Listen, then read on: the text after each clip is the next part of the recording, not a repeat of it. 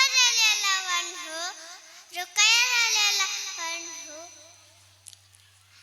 Kulthum radiallahu anha, and Fatima radiallahu anha.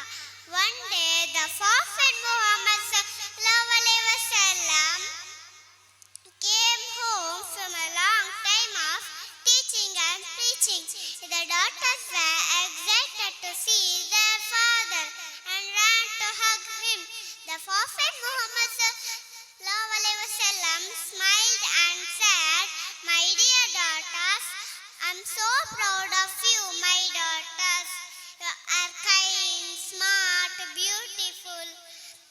Always remember to be good to one another and help those in need."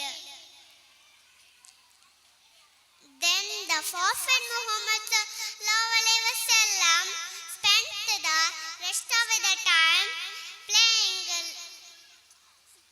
and laughing with his daughters. The moral of the story teach us the importance of family kindness and compassion. Assalamu alaikum.